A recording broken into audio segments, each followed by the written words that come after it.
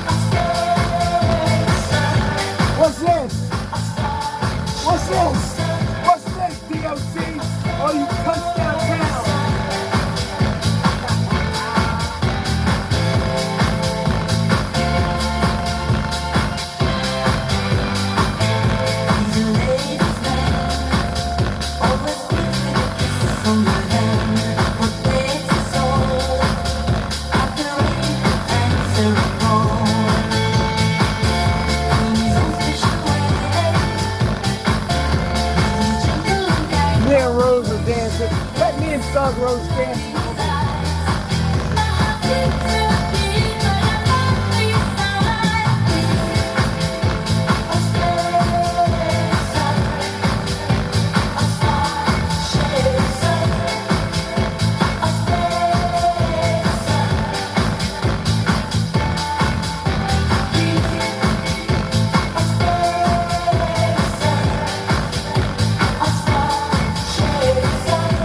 Yes, it's on.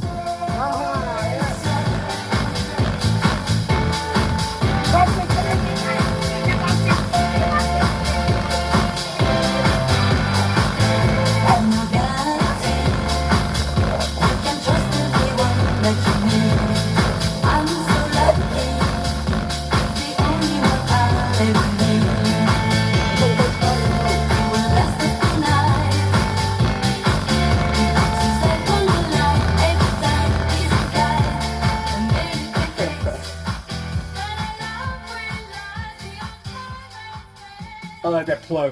I'll let that just ride that out a little bit. That song ride out. That's by Sheila. It's called Spacer by Sheila B. Devotion. If anybody, I'll put the link in there if anybody wants to listen to it. Yes, Alpha 3 is back. Alpha 3 does have the big news. Let me set this up right here. We're going to get into some DOC thing here in a minute. Let me get myself fixed. Hold on. 3 is back. I got this song riding out in the background. We'll let that play. Let me get the remote real quick. Hold on. Just in case. That's a 9-minute song. I'll put the link in the description box if anybody wants to jam to it. That's from 1979. You're welcome, by the way. I posted that song on Facebook, and I made the comment that I can just imagine my uncles, aunts, my parents just ripping and tearing up the dance floor. That song. That's a banger right there. That's a great song. You're welcome. You're welcome for that. But what's this, DOC? Of course you want somebody to work for that trashy ass department. Alright? I told you this years ago. Alright? I guess you just thought, oh, you shits downtown. I guess you thought that Alpha 3 was going away. But that wasn't happening. Alright? The people that understand and know Alpha 3 know that this is gonna go on for years and years. There'll be the next generation, of workers in that shithole that don't even know who I am or don't even know anything about me as it pertains to the department, our history together, that I'll be trolling their dumbasses.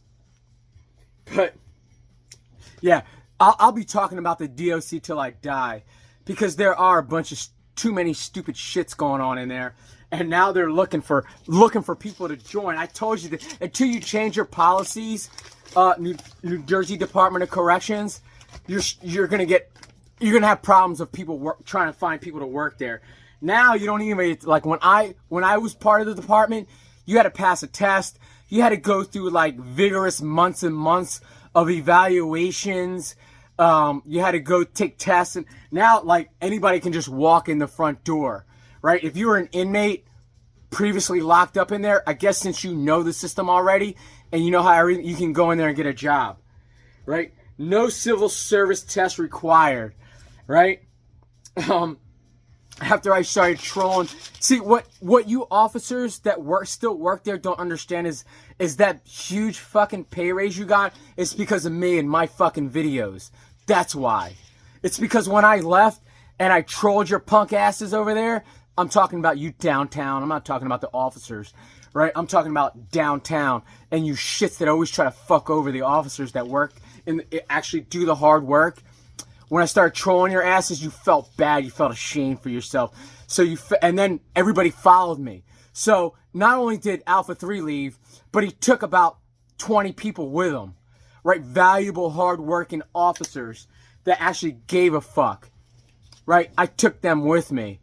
And so now everybody's getting it. Everybody's understanding now what a shithole, what you put these people through. You put them in a toxic working environment, and then you pander and you bow down and bend the knee and spread your butt cheeks to the inmates crying and stuff like that, and into their family, right? That's all you do. Because if you were like Sheriff Grady over there, a lot of these issues would go away. Like if you supported your officers and you had policies like they do down in Florida, like Sheriff Grady, right? 75% of your problems would be gone, right? But no, your stupid fucking policies and stuff, pandering.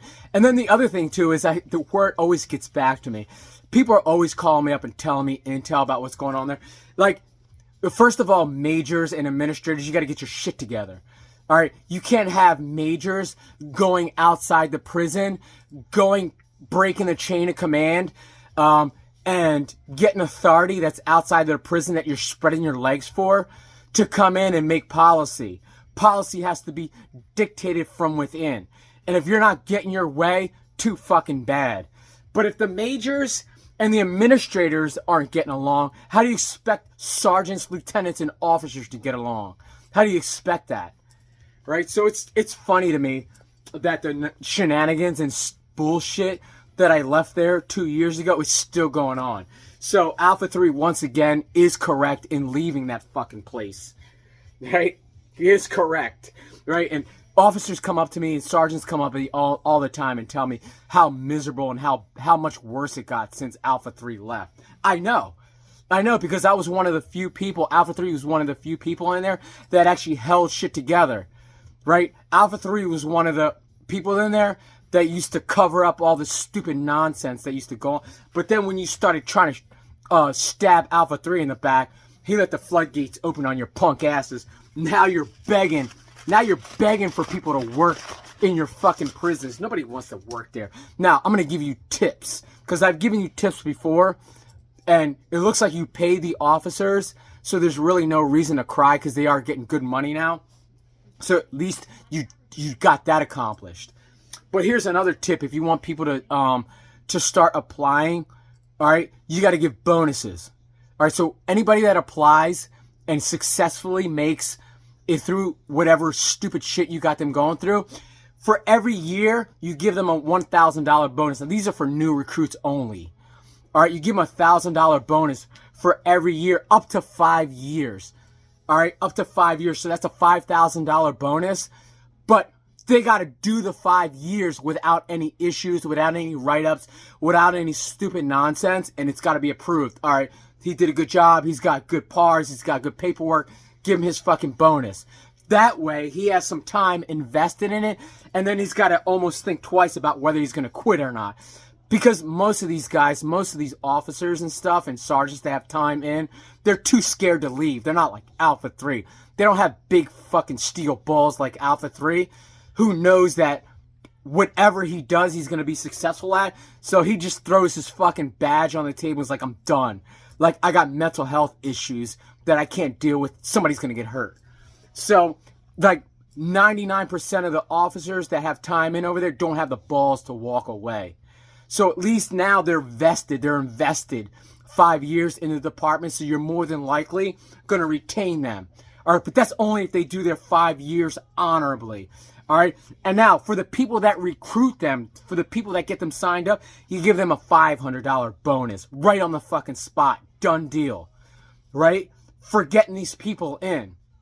And if you're expecting any more than $500, officers, be glad you're getting that. Because in reality, you're screwing over your buddy by getting them to work over there. So now you're filling up the prisons with people that actually want to be there, with people that they know they're not walking into a fucking danger zone of a bunch of people that they don't know, right? So now you got a bunch of crews that actually kind of get along together, know each other, and can help run that place half decently under the fucking policies that you throw on their lap.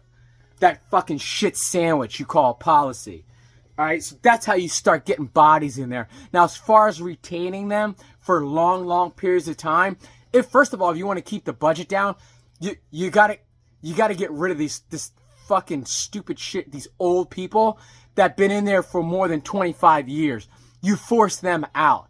There's no reason why anybody should spend more than 25 years in there. Force their asses out. Get the new recruits in, then you save yourself some fucking money for the bonuses. All right, you're welcome. I still haven't gotten my check for the last 20 fucking tips that I gave you before. So I'm waiting for that to be fucking transmitted through my PayPal. All right, DOC, because I got to do all the thinking here. Like, because nobody in the department really has critical thinking. And the ones that do don't have much of a fucking pair of balls to fucking start enforcing the shit. So anyway, but with that, with the sheriff Grady policies, the officers and sergeants, you got to get your shit together. There's too many whine and crybaby fucking officers, too many weak officers. You got to get some discipline. You got to harden your mind, body, and soul. All right? And you got to stop whining about stupid bullshit. That goes hand in hand. All right? Because people tend to want more, more, more, more. But at some point, there's got to be a cutoff. But I'm on the officer side on this. So, you got the pay down right. I heard that you got the 20-year retirement down. Perfect. I suggested that. Good job on taking my advice. But now you could take some of my advice on the bonuses and getting people in there.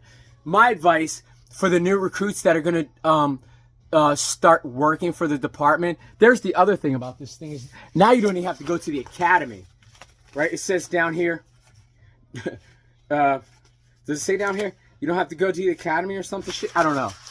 But the bottom line is this. For anybody that's thinking about joining the Department of Corrections, don't. Don't waste your time. Your life is worth more than wasting it away in that fucking crummy crumb hole. At least until they start fixing up the prisons and making it a better working environment. Alright? So anyway. So, I got big news. I'll say it at the end so you can fast forward if this is boring you. But I have been into collecting. This is a nice custom card that I made. This is a 1 of 1. Alright, if anybody wants to go to this guy's link where he makes custom cards with patches and everything. I got a Conor McGregor coming on the way. I'll show that once it rears its head. But I've been collecting that. I got this. I got this nice gem, this 10 of Devontae Smith, the crown royal. All right, the cut there, that's real nice. I got this other Conor McGregor one. I got this other real nice gem. All right, I got this real nice gem here. This is a nice Conor McGregor gem. All right, I don't buy these cards. I don't buy cards like these are called slabs, but I don't get them unless they're 10s and gems. All right, if you're buying these fucking cards, if you start collecting, like I got them all. Look, I got them all on the wall, right, all the way up on the top of the wall there. All right, if you're collecting these things in slabs and they're rated, why waste your time on buying like a 9 or a 9.5? Just spend the extra money and get yourself a perfect 10 gem. All right, so there's a tip for all the card collectors and the comic book collectors. But I was told to tell a story about how I was in the Marine Corps, but this is a little off topic, but I used to have a master sergeant because I'm the ultimate mega mind master. I learned from the best. I learned from Trump Daddy. I learned from the mega mind. I learned from Sun Tzu, the master of war. These are the people that I associate with. Alexander the Great, strategy, tactics. So I'm always brain fucking people. Like sometimes I act like I'm mad, but I'm not mad. Sometimes I don't act mad when I'm really furious. My mom found that trick out when she was telling me her story about how I went to her job and I jumped over the counter and threatened everybody's life. Threatened to destroy the whole fucking place if anybody touched my mom again, if they put their hands on my mom. Right, that's a funny story. But I'm a master of disguise. Like, I know how to fuck with people's minds. But when I was in the Marine Corps, Mike Gunny told me, he said, Rod, listen, the master sergeant's coming over. He was like in charge of recruiting. This was on a recruiting duty. If no one's heard this story before, but he was a master sergeant. He used to call everybody by nicknames. He never called you by your real name. I think I told the story before, but for those that didn't hear it, but so my gunnery sergeant, his name was Sipple, but he's the master guns used to call him Slippery. He was a master sergeant.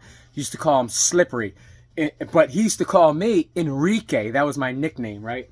So we were killing it in recruiting duty. For anybody that knows anything about recruiting duty, we were closing on the 1st. We went like 13 for 11 on the first day of the month, right? That's how good we were. That's legit. Like, I'm not breaking the books out to prove it to you, but we were closing on the the first week of the month. We were closing. We were ripping and tearing up in there in Hartford, Connecticut, right? And they were quality fucking recruits, not no pissant like GEDs, like you got to get fucking like all these waivers and all this other stuff for them. No, these were like high speed fucking recruits. And so, so he came to do an inspection on like every month. The master sergeant has to come over and inspect the office. He's got to check everybody's word, but we didn't need that, and he knew we didn't need that, right? Because we were shit hot, right? So anyway, he came over. And the master and the gunnery sergeant, Slippery, he's like, Rod, like the master sergeant's coming today. I need you to come up with some kind of fucking thing out loud because he hates getting caught in traffic. So just mention that there's going to be a traffic jam so he can pack his shit up and get the fuck out of there. So it's like, no problem. Easy fucking going. You picked the right fucking sergeant for the job, right? So he was in there. Now, the dude was like from Jamaica, or he was like Trinidadian or something. He had an accent. So he was just in our way, just being annoying in our way, just looking at our books for no reason. All our books were locked, solid, shit hot, right? And so, so I had out loud, I said to one of the other recruiters, I said, listen, now the highway that this master sergeant had worked was like, I think it was 93 or 91. It goes straight through Hartford. I'm pretty sure I've told this story before. So I told the other recruiter out loud so that the master sergeant could hear, and he was like, I was like, hey, listen, I just got back from talking to one of my poolees, and they're setting up construction sites on Route 90, on 91, Highway 91, whatever it is. You might, if you got an appointment, you might want to hit the road a little bit early because you're gonna get stuck in a traffic jam, right? So I stepped, but I could see out of the corner of my eye the master sergeant. He was listening, ear hustling, and he perked up right away, and I could see him out of my peripheral that he perked up and he looked at me and he was listening. I was like, and so the other recruiter knew what was going on, so he was like, no problem, Rod, thanks for the heads up. So I left, and sure enough, like 10 minutes later, I come back and I see the master sergeant packing up all his shit. And he's like, tells the guns, he tells our gunnery sergeant, hey, you guys look good. I'm out of here. I'm going to hit the road early. He takes off. Literally like 20 minutes later, there's a phone call. And I hear the gunnery sergeant, Slippery. He's like, yes, Master Sergeant. Yes, Master. He's on the phone for like 5. Yes, Master Sergeant. And he slams the phone down. He's like, holy shit. That was the Master Sergeant. He said, he was on the phone. He's like, Slippery, it's the Master Sergeant. I'm flying up 91. Flying. There are no construction trucks in sight. You tell Sergeant Rodriguez that he is not slick. He is not slick. I am a master sergeant. I know all the games. I know what he was trying to do. So anyway, that was a funny story. You had to be there. It's a little bit longer because that continued, right? Because we have meetings every month, and I went to the meeting, like a huge meeting with all the recruiters, like a recruiting station, like with 50 recruiters, and he was there, and he approached me. He's like, I've spent 25 years in the Marine Corps. You are not slick. I am smarter than you, Sergeant Rodriguez. So anyway, that continued forever. That was a pretty funny story. It may not sound funny here, but to some people it's funny. But anyway, on to the big news. So the big news is this, is that Alpha 3 has put his house on the market for $650K. It's actually worth more than that, but we want to at least give people the opportunity to afford the house, right? Because we actually want buyers for this fucking house, because Alpha 3's selling the house and he's taking his fucking talents to Puerto Rico. So today at 1 something, flying out to Puerto Rico, landing in San Juan about 5:30ish, 17:30s for you jarheads. All right, and I'll be spending this next week looking for property out there. Already got about 15 pieces of property, and the idea is to start a foundation for my family, right? So I'll be buying property out there, and then I got a buddy of mine who's into real estate, not the one selling this house. This guy, he's got homes in Europe. He's got homes in Florida, in Canada. This is what he does. This is what he does amongst other things. So I'm going to go down there, set up shop for the next year. All right. Start buying property and land over there in Puerto Rico. Start building and start building a foundation for my family, so that when I die, at least they can go over there and they have something. I can leave something to them. So a toast to Alpha 3, his family, the Rodriguez clan, the Collazo clan, the Brown clan, the Vasquez Dominguez clan, who else? The Jimenez clan, the Lopez clan. We're going to make it happen down there. So this is a toast to the new reality. There's the Alpha 3's like, everybody keeps telling me, like people are telling me how scary. It's not scary at all, right? Everything's going to work out exactly the way I know it's going to work out. And that's it. Alpha 3 has nothing left in this area to build. Like, this house was the legacy. It's done for the most part. But I'm moving up like the Jeffersons. I'm moving up, and I'm upgrading everything in my life. That's what I do. I'm a creator, right? That's what I do. So that's what's going to happen. I'll send you guys videos of places that I visit over there as we move progressively, but there's nothing left in here. There's nothing left for me in this area. All right. The last time I was in Puerto Rico, last month or about a month ago, like drastic changes in my life, drastic attitude. All my friends, people that I associate with, friends, we don't really talk anymore. There's individuals that just don't want to be part of my life anymore. Like, that's fine. There's fucking family members that would probably rather see me in Puerto Rico, where they can visit instead of here. So that's fine. Whoever wanted to take this ride with me, you'll go on that next step with me. Those that are close to me, that I love, those that we have parted ways with, friends, close friends of mine, people that I've met or whatever, you know, you were more than welcome to take this ride with me, but you chose to go another route. I bless you. Alpha 3 blesses you and all that other stuff. It's been real. It's been cool, but yeah, 3 is out.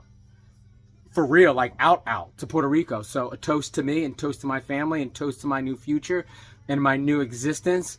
Yes, I am taking Muggsy with me. So that'll be an adventure for him. That's going to be fun, right, Muggsy? Come here, Muggsy. Right? He's going to be running the beaches. So from here on out, it'll be building in Puerto Rico. And I told a lot of people that I had close to me years ago that this is something that I had wanted to do. That I was going to be on the beaches, drinking whiskey, rum, in my bikini hammock, banana thong. All right, and that's exactly what I'm going to do. I don't know why people sometimes, because it's what it is it's because I laugh and joke around a lot, right? So sometimes people don't take me seriously. But 90% of the time when I'm laughing and I'm saying something, I'm actually being a lot serious with it, unless I tell you I'm just fucking around. But years ago, I told people that this is something that I might want to do, and I'm going and I'm going to do it. Like, that's it. So toast to me. Toast to the clan. Toast to Muggsy. Muggsy. Toast to my belts. My championship belts. But anyway. So that's where I'll be. The next, this coming year, you'll see the transformation. It's going to be great. And I wish everybody the best of luck. Everybody love and joy.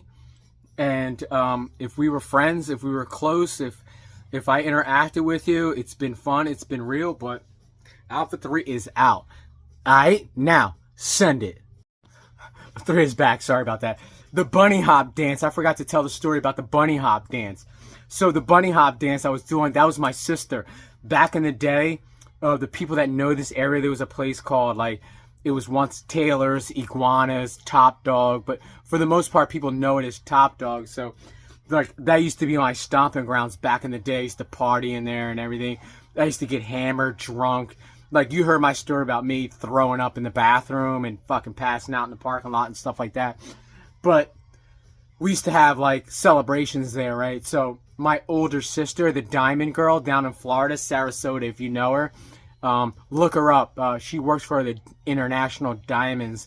She runs her own shit down there. But if you're looking for a diamond, look her up. I'll send a link in the description box. But if you're looking for a diamond, look her up. She's the Diamond Girl. All right? Just walk in with $5 and tell them that Alpha 3 sent you. And you'll get a great deal. Anyway, so we were in there, and she goes out on the dance floor right now. She's like Alpha 3. My whole family's, most of my siblings and cousins, we all tear up the dance floor. That's a fact. So my sister, the Diamond Girl, was just ripping and tearing up the dance floor. And then out of nowhere, like, I'm up. Now, when you go to the top floor in Top Dog, all right, the dance floor is kind of like 2 steps down to the dance floor. But the railings you can lean over and you can kind of see down on. So I'm down there and I'm checking her out. I'm like, yeah, rip and tear, rip and tear, rip and tear. Right? That's how we do it. And out of nowhere, she stops and she gets in the middle of the dance floor and she starts doing the bunny hop. Right? So if anybody was curious about the bunny hop dance, that's what that was. Because everything in my videos are references. So that's a shout out to the Diamond Girl down there in Florida. All right, Alpha 3 is out. Send it.